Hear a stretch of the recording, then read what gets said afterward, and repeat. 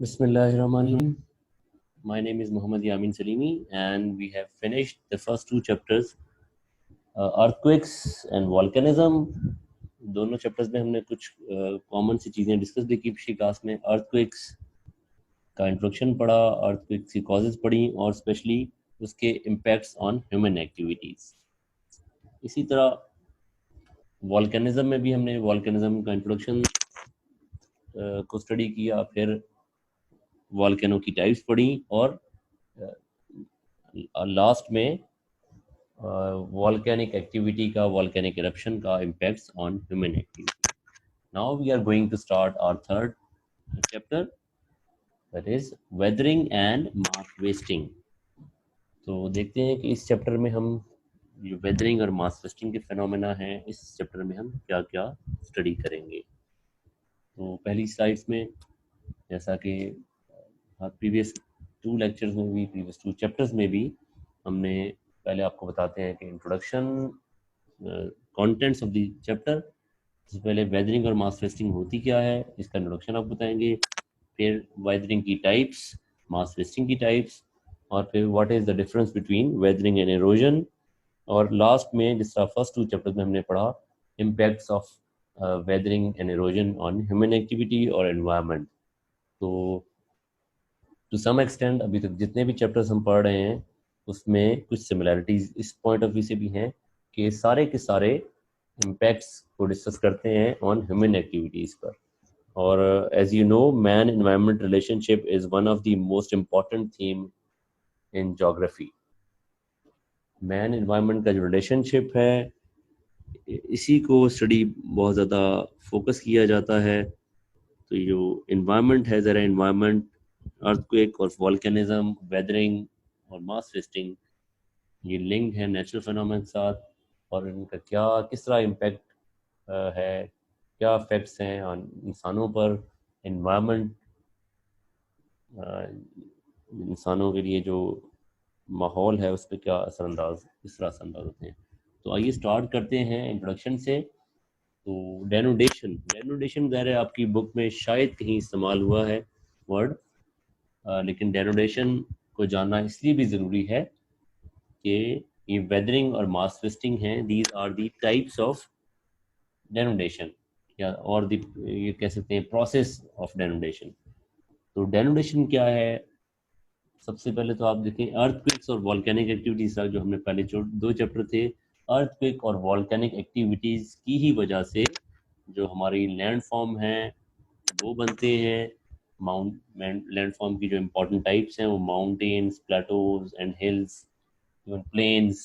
तो जितने भी माउंटेन्स, प्लेटो, प्लेन और हिल्स नजर आते हैं, ये हमने पिछले चैप्टर्स में भी डिस्कस किया किस वजह से फॉर्म हुए हैं, कि अर्थक्वेक एक्टिविटी की और वॉल्केनिक एक्टिविटी की से ये बने हैं।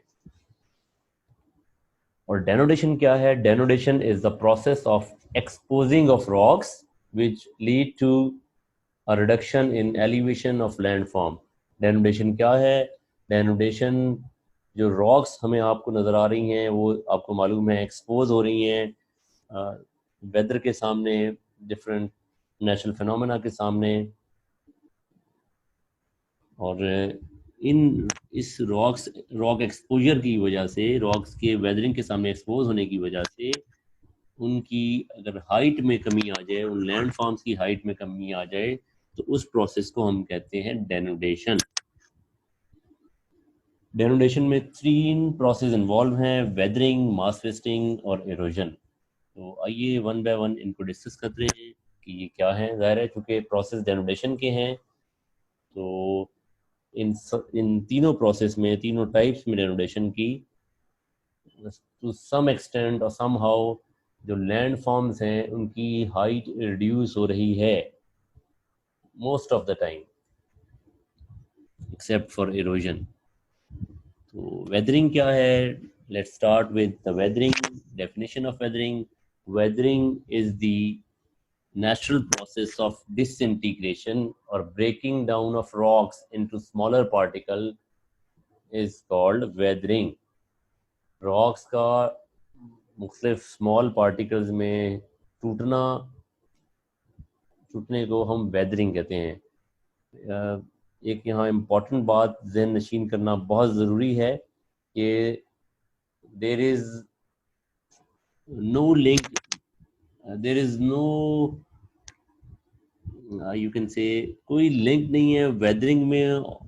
वेदरिंग और वेदर में बहुत ज़्यादा डिफरेंस है। There is a huge difference between weather and weathering, although they are linked together because weathering occurs due to uh, different elements of weather, लेकिन weather is something else और weathering is something else। weather आपको मालूम है atmospheric temperature, atmospheric changes जो है, atmospheric conditions जिसमें जो important elements हैं, टेम्परेचर, रेनफॉल, प्रेशर, ह्यूमिडिटी, उसी को हमने वेदर का नाम दिया।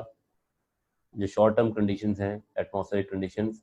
लेकिन वेदरिंग क्या है? वेदरिंग रॉक का टूटना है और जो ड्यू टू वेदर है, ठीक है। लेकिन वेदरिंग क्या है? वेदरिंग चट्टानों का टूटना, रॉक्स का टूटना, breaking down, disintegration of rocks is called weathering. There are three important types of weathering: mechanical weathering और physical weathering, second chemical weathering और third है biological weathering। इन तीनों जो प्रोसेस हैं वेदरिंग की, तीनों टाइप्स हैं, उन तीनों में रॉक्स टूट रही है, लेकिन प्रोसेस डिफरेंट है। एक मैकेनिकल है, एक केमिकल है और बायोलॉजिकल है। So let's start with the physical weathering, first process or first type of weathering। Physical weathering क्या है? Physical और mechanical weathering occurs when rock break into smaller pieces without changing their composition। Physical और chemical weathering में सिर्फ small सा difference है कि ज़ाहिर है तीनों में रॉक टूटेगी, तीनों प्रोसेस में, फिजिकल, बायोलॉजिकल और केमिकल वेदरिंग में रॉक टूटेगी और into smaller pieces, smaller particles में। लेकिन फिजिकल वेदरिंग में क्या होगा? उसकी कंपोजिशन चेंज नहीं होगी, रॉक की जो कंपोजिशन है वो चेंज नहीं होगी। किसी रॉक जो है किसी और रॉक में कन्वर्ट नहीं होगी। रॉक के चैप्टर हमने 6th क्लास में ही पढ़ा था कि एक रॉक दूसरी रॉक में चेंज भी होती है। इग्नियस मेटामॉर्फिक में, सेडिमेंट्री रॉक्स मेटामॉर्फिक में चेंज होती हैं। तो वो जो रॉक साइकिल हमने 6th क्लास में पढ़ी थी।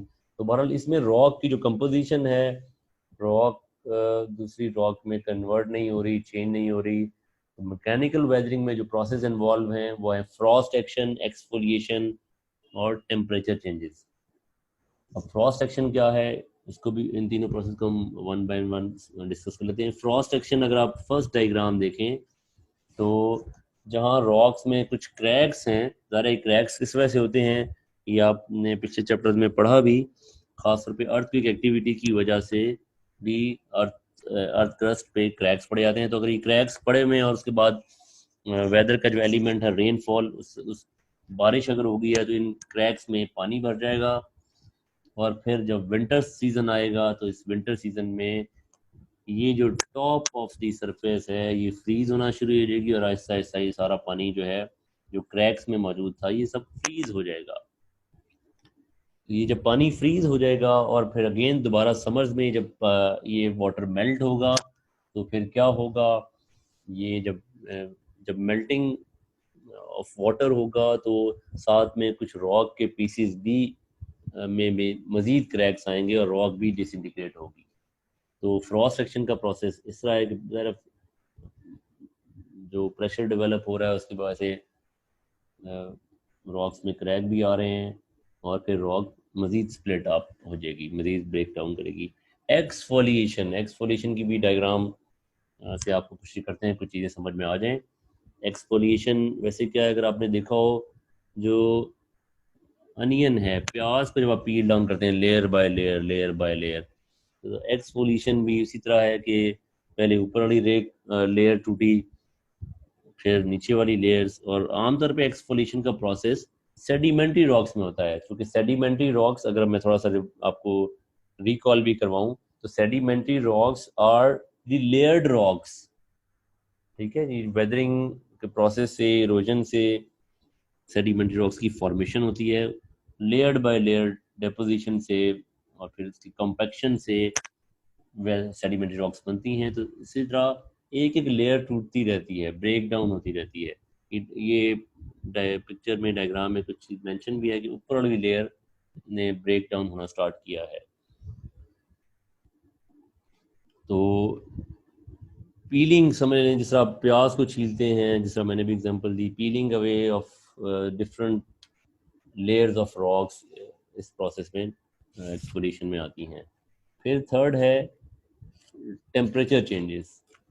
टेम्परेचर चेंजेस में ज़ाहिर to some how to some extent frost action से भी प्रोसेस सिमिलर है, लेकिन फ्रॉस्ट एक्शन में वो आइस वाटर जो है वो फ्रीज हो रहा था, आइस में कन्वर्ट हो रहा था, लेकिन टेम्परेचर चेंजेस में ज़ाहिर है पानी जो है, पानी का टेम्परेचर भी इंक्रीज और डिक्रीज करता है ड्यू टू सीजनल चेंजेस। तो इससे भी हीटिंग और कंट्रैक्शन और एक्सपेंशन का प्रोसेस होता है, और जिसकी वजह से इस भी आप रॉक्स में डिसइंटीग्रेशन या ब्रेकिंग अप का प्रोसेस होता है। अगर आप वैसे भी गौर करें तो कुछ सीज़न में आपका जो इवन घरों में दरवाजे हैं, लकड़ी है, वो भी एक्सपेंड भी हो रही है, श्रिंक भी, वो भी कॉन्ट्रैक्ट भी हो रही है। इसी तरह रॉक में भी ये प्रोसेस होता है, ठीक है, उसकी वजह से भी रॉक डिसइंटीग्रेट हो जाती है। ये था प्रोसेस ऑफ फिजिकल वेदरिंग।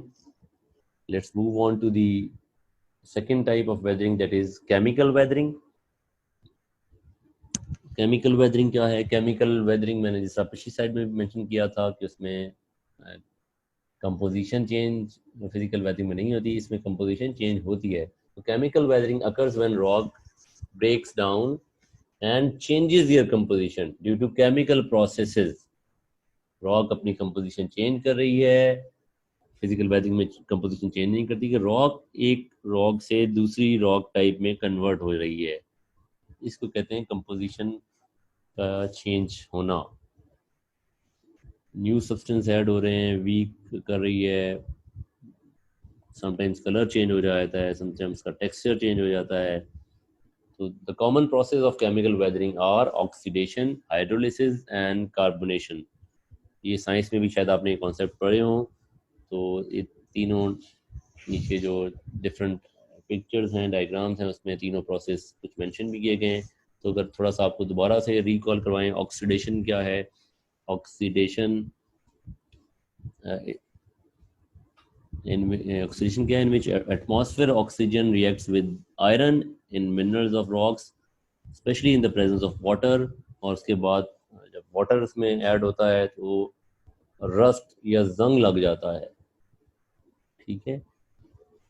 तो इसकी वजह से ज़रा है उसकी कंपोजिशन भी चेंज होती है, रॉक्स की अपीयरेंस भी चेंज होती है, जिसकी वजह से जंग लगने की वजह से, रस्ट लगने की वजह से रॉक्स डिसइंटीग्रेट करती हैं। तो ऑक्सीडेशन में देखें, ये आपको जंग लगा हुआ भी नज़र आ रहा होगा। इस तरह रॉक्स में भी ये रस्ट वाली सिचुएशन आती है। ज़रा मिनरल बहुत सारे रॉक्स की डेफिनेशन भी आई थी। Rocks is composed by one और मोर मिनरल्स, एग्रीगेट ऑफ मिनरल्स। तो रॉ मिनरल डिफरेंट किस्म के, आयरन भी देयर है, one of the mineral found in the earth crust. और इसकी वजह से अर्थ क्रस्ट में वाटर ऐड होने की वजह से, ऑक्सीडेशन की वजह से रॉक्स डिसइंटीग्रेट करती हैं। फिर हाइड्रोलिसिस। हाइड्रोलिसिस में ये डायग्राम, हाइड्रोलिसिस क्या है? केमिकल रिएक्शन होते हैं, स्पेशली हाइड्रोलिसिस में वाटर की बहुत ज़्यादा इम्पोर्टेंस है। और वाटर की इम्पोर्टेंस आप मालूम है कि जो डिफरेंट मिनरल्स हैं रॉक्स में, अगर रेनफॉल होती है तो समटाइम्स जो डिफरेंट मिनरल्स हैं वो कुछ मिनरल्स तो डिजॉल्व भी हो जाते हैं वाटर में, और उससे भी रॉक टूटती है। अगर आप सॉल्ट माइंस में देखें, वहाँ पे भी जो सॉल्ट है उस पर अगर कॉन्स्टेंटली बारिश होगी तो वो भी डिजॉल्व हो जाएगा। इस तरह उसकी कंपोजिशन भी चेंज होती है और रॉक डिसइंटीग्रेट होती है। रॉक डिसइंटीग्रेशन है, चाहे वो डिजॉल्व होकर टूट जाए, चाहे किसी और प्रोसेस से। तो हाइड्रोलिसिस की एग्जांपल आप अगर आप इजी इजी एग्जांपल है, जो सॉल्ट जो रॉक है उस पर वाटर उसको डिजॉल्व करके रॉक को डिसइंटीग्रेट कर सकता है। फिर थर्ड है कार्बोनेशन। कार्बोनेशन में भी जाहिर है water is the most important factor in the chemical weathering. इसमें कार्बोनेशन में भी carbon dioxide and water in the air combine to form carbonic acid. और स्पेशली जो रॉक्स हैं, लाइमस्टोन रॉक है, उसमें भी जब वाटर की फिनोमेना की इन्वॉल्वमेंट होती है तो उससे भी वो इजीली डिजॉल्व हो जाती हैं और फिर अगेन रॉक जो है डिसइंटीग्रेट कर जाती हैं। लाइमस्टोन में अगर आप देखें तो इसमें अगर पानी पड़ेगा तो उसमें से आपको बबल्स निकलते हुए भी नजर आएंगे। तो इस तरह ये कार्बोनेशन का प्रोसेस है। तो ये 3 प्रोसेस थे केमिकल वेदरिंग के। तो अब है biological weathering. Biological weathering is sometime included in the sub types of physical weathering या मैकेनिकल वेदरिंग। लेकिन बायोलॉजिकल वेदरिंग को कुछ बुक्स में, कुछ आपको अगर आप वेबसाइट्स को अगर देखेंगे, कुछ जिस तरह मैंने आपको शेयर भी किए हैं लिंक्स, जो ऑनलाइन लिंक्स हैं जो कि सिलेबस ब्रेकडाउन में मेंशन किए गए हैं। तो बायोलॉजिकल वेदरिंग आपको एक डिफरेंट थर्ड टाइप की भी इसमें मिलेगी वेदरिंग की। तो बायोलॉजिकल वेदरिंग क्या है? Biological weathering weathering occurs when trees, roots, fungi and bacteria disintegrate the rocks. Biological weathering में प्लांट्स का भी इंपॉर्टेंट रोल है, इसी तरह एनिमल का भी रोल है कि प्लांट्स और एनिमल की वजह से रॉक्स का टूटना, रॉक्स का डिसइंटीग्रेट होना इज बायोलॉजिकल वेदरिंग। वैसे आपने देखा भी होगा, as the plant grows and expand their roots create cracks eventually break the rocks into pieces. ये डायग्राम से ही बहुत अच्छा सब आपको इजीली अंडरस्टैंड हो जाएगा कि जो रॉक्स पे, खासतौर पे माउंटेनियस एरियाज में भी, जो आपने अक्सर विजिट किया होगा पीर्स और दामने को, अगर आपने रॉक्स को ऑब्जर्व किया हो, इवन आपकी घरों के आसपास अगर आप अपनी वॉल्स में भी देखें, घरों की दीवारों में भी समटाइम आप देखें, ऊपर ही दीवार के ऊपर 5, 6, 7 फीट के ऊपर भी पौधे निकल आते हैं, वो वहाँ से भी रॉक को डिसइंटीग्रेट करते हैं जैसे जैसे वो ग्रो करते हैं। इसी तरह माउंटेनियस एरियाज में भी जिस तरह एक प्लांट ट्री में कन्वर्ट होता है, उसकी rock deep inside the rock penetrate करती हैं और आहिस्ता आहिस्ता स्लोली वो रॉक को डिसइंटीग्रेट करती हैं और टूट फूट का सबब बनती हैं। इसी तरह एनिमल्स भी अगर आप देखें, अगर जब जो सॉफ्टर रॉक्स हैं, अगेन हमने 6 क्लास में बताया 3 टाइप्स ऑफ रॉक पढ़ी, एक भी है सेडिमेंट्री, मेटामॉर्फिक। तो इन तीनों टाइप्स में कई रॉक्स, जो सब टाइप्स ऑफ रॉक्स थी, उनमें कुछ रॉक्स बहुत ज़्यादा हार्ड हैं, कुछ सॉफ्टर रॉक्स हैं। Even clay is also a kind of rock, sedimentary rocks.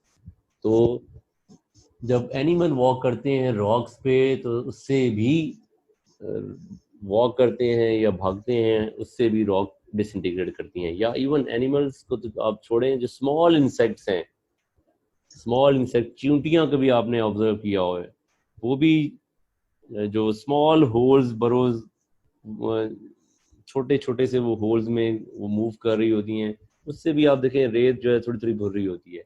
Even अगर घर वाले एग्जांपल लें, वजह वो that is not a weathering type of weathering, क्योंकि रॉक्स तो नेचुरल हैं। तो ये जो कंस्ट्रक्शन है, इसमें भी अगर आप घरों की दीवारों को भी देखें, उन दीवारों के कोनों में भी एक चींटियां, जो कीड़े हैं, मकोड़े हैं, उन्होंने एक कॉन्टिन्यूस मूवमेंट की वजह से small small particle of sand आपको दीवारों से गिरते हुए नजर आते हैं। तो इस तरह ये बायोलॉजिकल वेदरिंग है। स्मॉल एनिमल, स्मॉल इंसेक्ट्स और स्मॉल प्लांट्स भी जो हैं, ट्रीज तो डेफिनेटली रॉक को डिसइंटीग्रेट करते हैं, तो स्मॉल प्लांट्स और स्मॉल इंसेक्ट्स भी रॉक के टूटने का सबब बनते हैं। तो इस तरह रॉक डिफरेंट प्रोसेस की वजह से टूट फूट रही है, टूट फूट का शिकार हो रही है। तो उम्मीद है वेदरिंग और उसकी टाइप्स जो हैं समझ में आ गई होंगी इंशाल्लाह। आपको उम्मीद है नेक्स्ट मंथ से इंशाल्लाह कॉलेज स्कूल भी ओपन हो जाएंगे। तो मैं ये भी उम्मीद करता हूँ कि आपने पिछले 2 चैप्टर्स को सुन के या दोबारा सुन के जो चीज़ें समझ ना आई हों, वो भी आपने उसको इंस्ट्रक्शंस को फॉलो भी किया होगा और अपनी बुक्स में MCQs और जो ऑब्जेक्टिव पोर्शन था वो सॉल्व कर लिया होगा, और नीट कॉपीज़ में आपने दोनों पहले 2 चैप्टर्स की एक्सरसाइज को बहुत नीटली लिख भी लिया होगा। क्योंकि मैंने अपने प्रीवियस लेक्चर्स में आपको बहुत ही डिटेल से, बहुत ही आसान तरीके से आपको बताया कि कौन से क्वेश्चन का आंसर कौन सा था। तो अगर जिन्होंने अभी तक नहीं लिखा है, वो कोशिश करें कि जैसे ही जब भी कॉलेज ओपन हो इंशाल्लाह नेक्स्ट मंथ, तो उनकी एटलीस्ट जो फर्स्ट 2 चैप्टर्स हैं उनकी कॉपी बिल्कुल मुकम्मल हो। ताकि जो कुछ थोड़ी बहुत प्रॉब्लम्स हों उनको हम आप ज़रा, मैंने ये भी आपको पिछले लेक्चर्स में कहा था, जो भी आपको फिर भी प्रॉब्लम रह गई है, कुछ समझने से चीज़ें रह गई हैं, वो आप जब क्लासेस ओपन होंगी उसमें भी क्वेरीज आप पूछ सकते हैं, सवाल अपने पूछ सकते हैं, ताकि वो आपके प्रॉब्लम भी हल हो जाएं। तो फर्स्ट 2 चैप्टर्स आपके बिल्कुल कॉपी में मुकम्मल होने चाहिए साफ सुथरे अंदाज में। तो इंशाल्लाह नेक्स्ट क्लास में हम इस चैप्टर में जो दूसरी हेडिंग थी, चैप्टर का जो दूसरा वर्ड था मास वेस्टिंग, उसकी मास वेस्टिंग क्या होती है, उसकी टाइप्स को भी पढ़ेंगे और मास वेस्टिंग को डिटेल से हम डिस्कस करेंगे। तो अपना ख्याल रखिएगा। अल्लाह हाफिज़।